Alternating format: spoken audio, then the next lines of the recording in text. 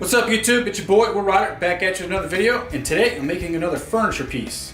It's something I've seen on the interwebs, and I'm trying to replicate it without knowing any measurements or have anything to scale it off of. I hope you like it.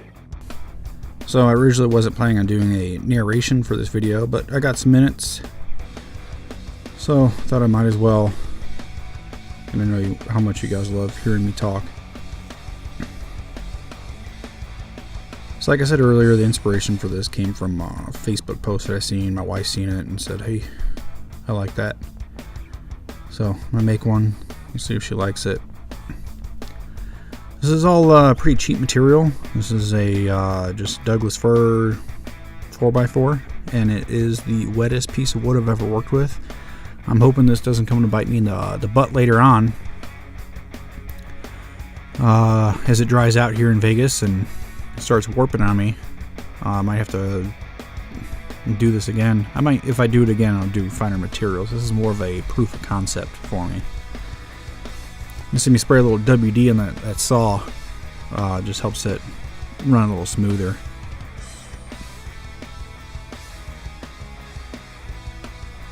And I could tell how wet it was just running it through the joiner. It was sticking real bad. As I was going through, you can see the whole joiner moving as I pushed the pieces through. And I only did the two sides here on both those. I think they were 41 inches is what I went with.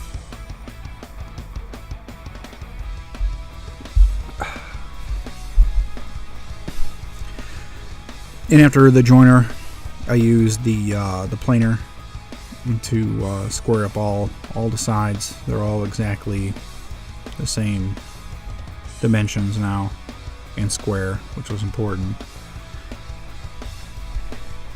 So just going off the picture, I was trying to really figure out how they did it and how they came up with measurements to do what they did for the base here, and just boggled my mind for a minute. I kept checking, rechecking, and didn't want to run back to Lowe's and get another 4x4 after I screwed these up. This was literally the nicest one I could find in the rack. I think there's about 20 that I dug through before I found this one. And just lifting it out of the rack and feeling how heavy it was, I was like, ooh, this is a good solid piece of wood. And it wasn't until I cut it that first time I seen that it was pretty wet.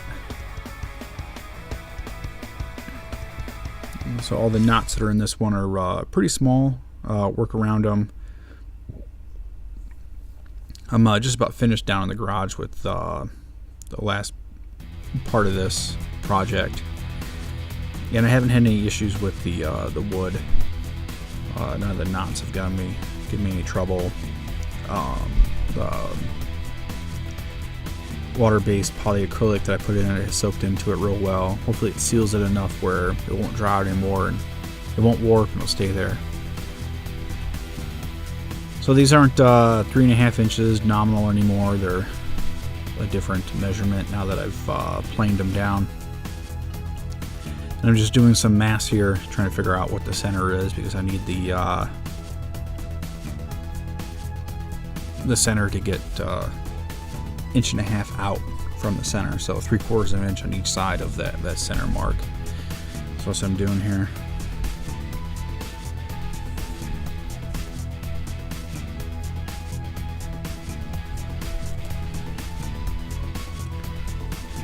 I probably could have sped this up a little more. Even after my math, it was still off by probably about 1/32 of an inch. So I just marked it on both sides and decided to use just the center of that to be the center. So that's what I'm doing here. 3/4 of an inch on each side makes 1.5 inches. You'll see why that's important later.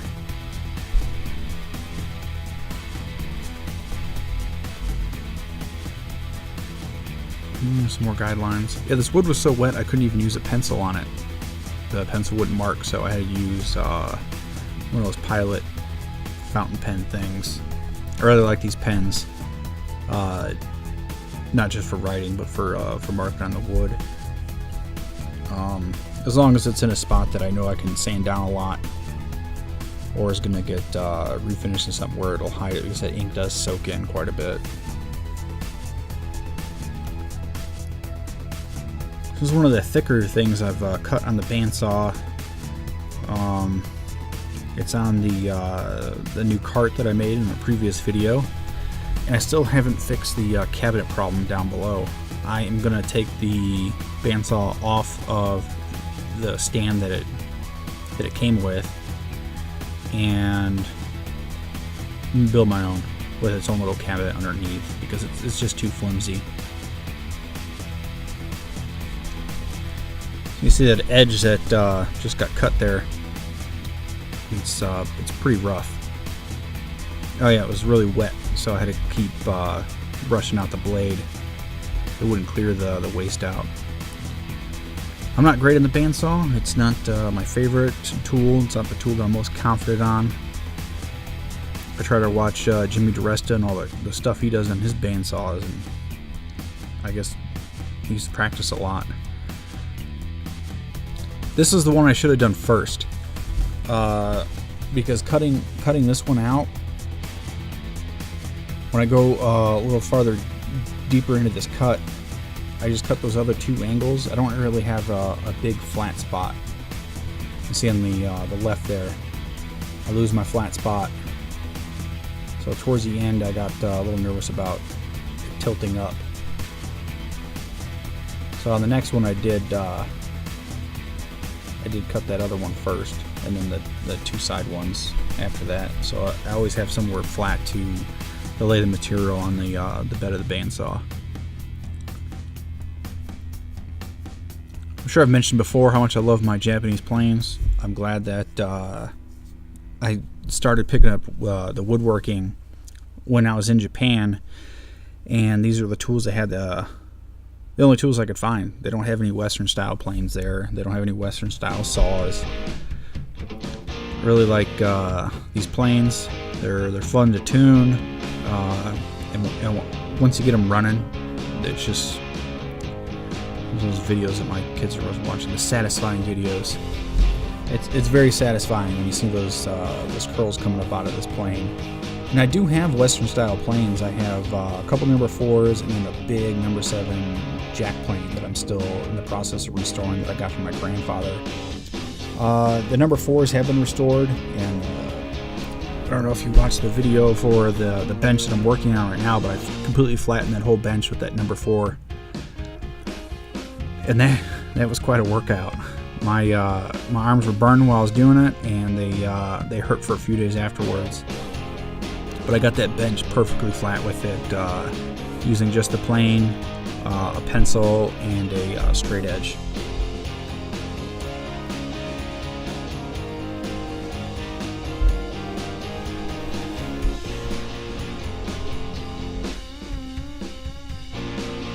And the finish that this plane leaves behind, I'm using two different ones. This one's got a little bit more of that bigger one there has a little more of aggressive angle on the blade, and the other one, my older plane, is more of a finer angle on it. Just checking for how flat it is. And it is perfectly flat, and I'm quite satisfied. Sometimes I even surprise myself. You just need a hammer to adjust it. A hammer and a good eyeball. You don't even need two eyes, just one. And you see the finish it produces is pretty nice, but then when I switch over to the other plane, it's like glass. There's no sanding needed. On the other plane, it leaves a really nice glass-like finish, but the edges haven't been curled over yet on the corners of the plane iron itself, so you do see the score marks.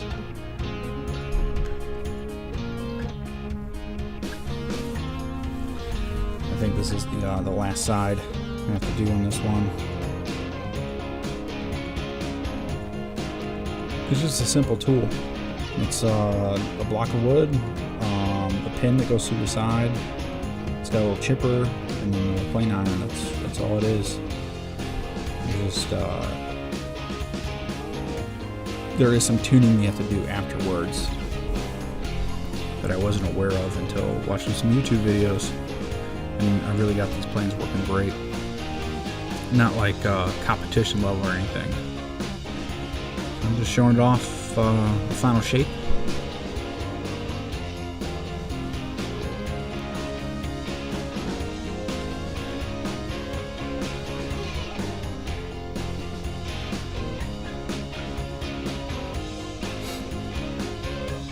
You see that mess I left behind? That's just one. I gotta do that other one now too.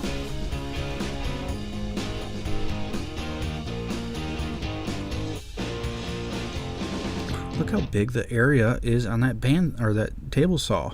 It's just impressive. I like to sneak up on my cuts. I cut too much before plenty of times. I just want a nice flat edge. This is cheap Douglas fir 2x4s, but I want sharp corners on that one end to butt up on the base pieces there. You can kind of see why now.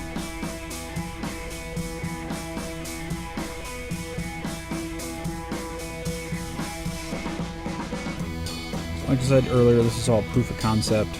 I still haven't put the top piece in yet. I don't know how strong this is going to be. If it's going to even be strong enough. And this was stuff that I was thinking about before. It's some crazy geometry. I think there's going to be a lot of stress on certain points. So I used some really long screws, countersunk them halfway through the 2x4 there, so it's about 3.5 inches, about 3/4 of an inch is, wait, not 3/4, about 1.5 inches, 1 3/4 inches, whatever the math says.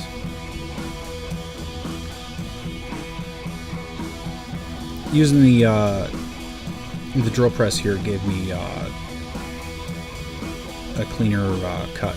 There wasn't so much tear out there on the very edge, so I used this for quite a few of them too.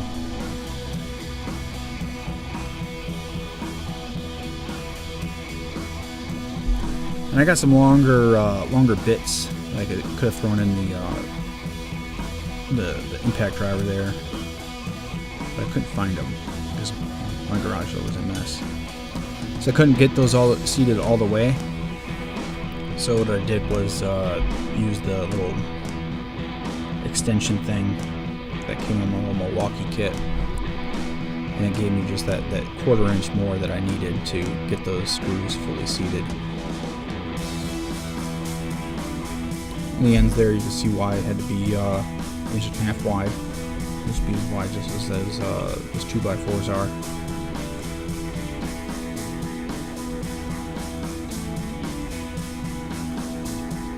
This is one of the spots that I wish I used the drill press, but I didn't. So there was a little more tear out. I could have used a different bit. Those were those brad point bits. I wanted all the holes to be spaced out perfect, so I marked where I was going to drill a hole. And when you shove that tip of that brad point drill bit in there, it doesn't move; it stays on that spot. So it's good for placement. I think that'll be it for today. I don't know if you can tell if I'm making it or not.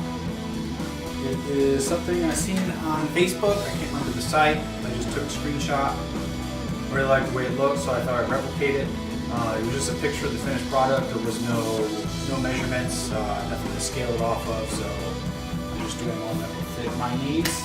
And so far, it's turning out really well. I really like how well the plane smoothed out the crap bandsaw mistakes in there. Before I go any further, I gotta figure out what I'm putting in here, and that'll determine where I put this piece here. And I don't have time to do that. I have to go get some ribs. Tomorrow is Easter dinner, and I like my Easter ham in rib form. And we've been doing it for like 4 or 5 years now, so I'm supposed to ribs tomorrow. Maybe I'll show you how to do that too in another video. As always, I appreciate you watching. Make sure you hit the subscribe button down below if you haven't yet. If you liked it, give it a thumbs up. If you didn't, give it a thumbs down, and I'll see you next time.